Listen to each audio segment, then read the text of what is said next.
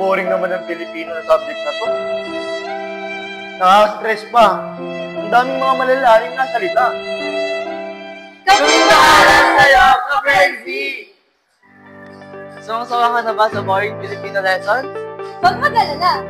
Dahil dito sa Filipino Friends, sagot na namin at ipapakita namin sa'yo na ang Pilipino ay super fun at relatable. Kaya na pang inaantay mo. Arat na! Hoy, kumusta mga ka-Frenzy? Ako, si Ginoong Warren, na isa sa magbibigay ng aral patungkol sa tayutay at sa iba pang uri nito. Ngayon ay pag-usapan natin ang isa sa mga uri ng tayutay. Ang tanong rhetorical. Handa na ba kayo? Tara, pag-usapan natin. Tanong rhetorical question sa Ingles. Isang uri ng tayutay na tanong na hindi kinakailangan ng direktang kasagutan. Ha? Bakit? Dahil ang kasagutan nito ay halata na o alam na ng karamihan. Sa makatuwid, obvious na ang kasagutan nito.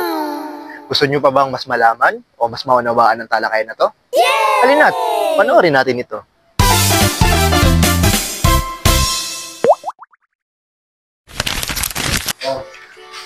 May plano sana ako mamaya. Ano ba yan? Gusto ko sana sabihin mamaya kay Carlos na nararamdaman ko. Gusto ko siya ligawan. Kaso, pinapangunahan niya ako ng kaba. Nagot ang kaibigan natin. Kaya mo yan! Guwapo-guwapo na ito! Nakakaba niya ako. Uy! Si Charlotte oh!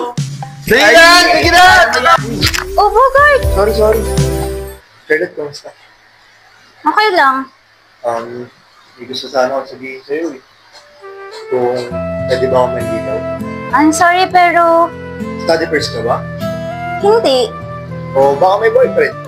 Wala naman. Ready ka ba? Medyo ready.